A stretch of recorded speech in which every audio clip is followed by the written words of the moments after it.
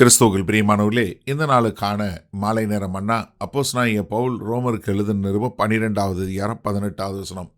ரோமர் 12:18. ரோமன்ஸ் 12:18. கூடுமானால் உங்களால் ஆன மட்டும் எல்லா மனுஷரோடும் சமாதானமாய் இருங்கள்.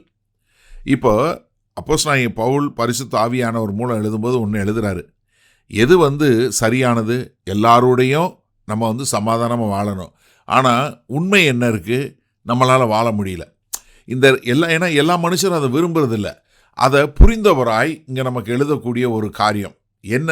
சமாதானம் தான் நம்மளுடைய இலக்கு. பட் ஆனால் அது எல்லா நேரமும் வர்றதில்லை. அதனால தான் என்ன சார், உங்களால் ஆன மட்டும். ஏன்னா நம்ம என்ன,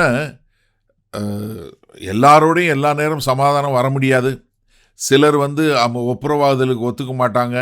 சில நேரங்களில் அந்த சூழ்நிலைகள் ரொம்ப கடினமான சூழ்நிலைகள், சில இருதயங்கள் கடினப்பட்டதாக இருக்கும். அது மாத்திரமில்ல, சில நேரங்களில் இருக்கக்கூடிய பிரச்சனை நம்முடைய எல்லைக்கு அப்பாற்பட்டதாக இருக்கலாம். அதனால் இது நம்ம இங்கே சமாதானத்தை நாடுவதற்கு அவசியம் இல்லைன்னு சொல்லலை. ஆனால் என்ன சொல்கிறாரு, இது இருக்குது.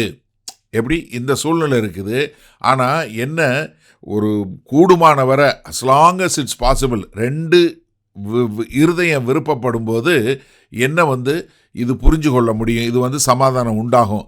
அப்போ பவுல் இங்கே நமக்கு சொல்லி கொடுக்கும்போது ஒன்றும் தெரியாதவராக சொல்லி கொடுக்கல. நம்ம வாழுகிற இந்த உலகம் வீழ்ந்து போன உலகம். இந்த உலகத்தில் அப்படி தான் இருக்கும். அப்போ என்ன, நம்மளால் கூடுமான வரை உங்களுடைய சக்திக்கு ஏற்றால நீங்கள் எல்லாதும் செஞ்சிட்டீங்களா? உங்கள் வல்லமைக்கு முடியதோ எல்லாமே செய்துட்டீங்களா? நீங்கள் எல்லா முயற்சிகளையும் எடுத்துட்டீங்களா? நீங்கள் சமாதானத்தோடு வாழ்வதற்கு ஒரு ஒப்புரவாதலுக்கான முயற்சியை எடுத்துட்டீங்களா?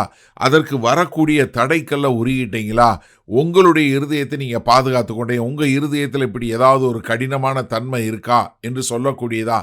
அப்போ இங்கே சொல்லும்போது உங்களால் ஆன மட்டும் அப்படின்னு சொல்லும்போது அது உங்களுடைய வார்த்தை, நீங்கள் சொல்லக்கூடிய விதம், உங்களுடைய மறுமொழி, உங்களுடைய மனத்தாழ்மை, நீங்கள் மன்னிக்கக்கூடிய தன்மை, இது எல்லாமே என்ன, உங்கள் சைட்லேருந்து வருது. ஏன்னா நீங்கள் உங்களை பொறுத்தளவுக்கு இந்த சைடு இந்த பக்கத்தில் இந்த பாலத்தினுடைய இந்த பகுதி உங்கள்கிட்ட இருக்குது. அடுத்த பகுதி நீங்கள் கட்டி முடிக்கல, அடுத்தவங்க கட்டணும். அப்போ என்ன சொல்கிறாரு, உங்களால் ஆன மட்டும் எல்லா மனுஷரோடும் சமாதானமாக இருங்கள். இது விசுவாசியாக இருக்கலாம், அவிசுவாசியாக இருக்கலாம், நண்பர்களாக இருக்கலாம், தெரியாதவங்களாக இருக்கலாம், ரொம்ப கஷ்டமான மக்களாக இருக்கலாம், எதிரிகளாக இருக்கலாம். அது யாராக இருந்தாலும் சரி, இதில் யாரையுமே விடலை. எல்லா மனுஷரோடும் நீங்கள் என்ன, ஒரு அன்பாக, ஒரு இணக்கமாக, ஒரு நல்ல ஒரு இதாக வாழக்கூடியதா. அப்போ இதில் என்ன புரிஞ்சுக்கொள்ளணும்னா, சமாதானமாக வாழ்வது என்பது பலவீனம் அல்ல. இது என்ன, தேவ ஆவியான ஒரு ஒத்தாசையோடு நம்ம ஒருவரோடு ஒருவர் வாழக்கூடிய ஒரு காரியம். அப்போ இந்த சமாதானமாக வாழணும் அப்படிங்கிற ஒரு முயற்சி நம்ம செய்ய வேண்டியது. நம்மளால் கூடுமான வரை நம்ம என்ன பண்ணுறோம், தீமைக்கு தீமை செய்யலை. அப்போ என்ன பண்ணுறோம், நம்ம அவங்க கூட ஒரு நேர்மையான ஒரு வாழ்க்கை வாழ்கிறோம். அவங்க கூட ஒரு சமாதானமாக வாழணும் அப்படின்னு சொல்லி வாழக்கூடிய ஒரு வாழ்க்கை.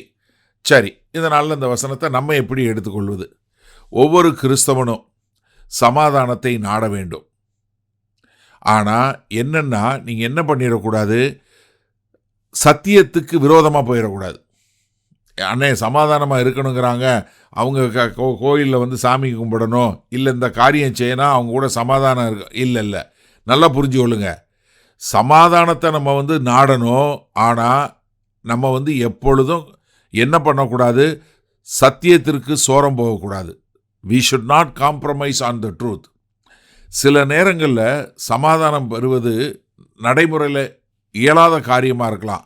ஆனால் நம்மளை பொறுத்தளவுக்கு நம்மளால் முடிந்த ஒரு காரியத்தை நம்ம முயற்சி பண்ணணும். ஏன்னா நம்ம மற்றவர்களோடு சமாதானமாக வாழ்வதற்கு அது நம்மளுடைய இது இருக்குது, நம்ம இணக்கமாக எடுக்கலாம். ஆனால் எதிர்த்து இருக்கிறவங்க அப்படிப்பட்ட ஒரு மறுமொழி, அப்படிப்பட்ட ஒரு ரெஸ்பான்ஸ் வரலைன்னா நீங்கள் ஒன்றும் பண்ணவே முடியாது. ஆனால் என்ன, ஒரு கர்த்தராகிய இயேசு கிறிஸ்துவை ஏற்றுக்கொண்டு அவருடைய சுவிசேஷத்தை பெற்றுக்கொண்ட ஒரு மனுஷனுடைய இருதயம் என்ன பண்ணுது, நான் எல்லாரு கூட சமாதானமாய் வாழ வேண்டும் என்கிற ஒரு தாக்கத்தை கொடுக்கிறது.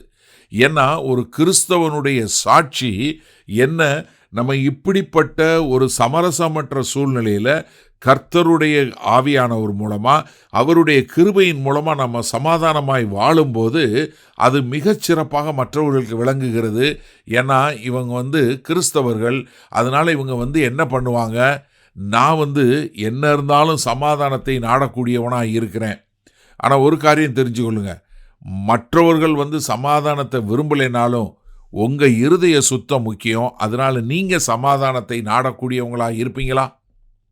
வல்லபிதாவே, இந்த அருமையான நல்ல நாளுக்காய் நன்றி. ஆமாண்டவரே, இதோ எங்களால் கூடுமானவரை நாங்கள் சமாதானத்தை நாட வேண்டும் என்பதை சொல்லி கொடுத்துருக்கீங்க. ஆனால் நாங்கள் சுவிசேஷத்திற்கோ சத்தியத்திற்கோ எங்கள் தேவ நீதிக்கோ ஒரு முறையிலையும் சோரம் போகாமல் அதை காத்து கொண்டு சமாதானத்தை நாடக்கூடிய ஒரு சுத்த இருதயம் உள்ளவர்களாய் வாழ எங்களை அர்ப்பணிக்கிறோம். மீட்பெரும் இரட்சகருமாகிய இயேசு கிறிஸ்துவின் மூலம் பிதாவே, ஆமேன். கர்த்தர் உங்களை ஆசீர்வதிப்பாராக. நாம் நாளை காலை தினசரி தியானத்தில் சந்திப்போம். Good night.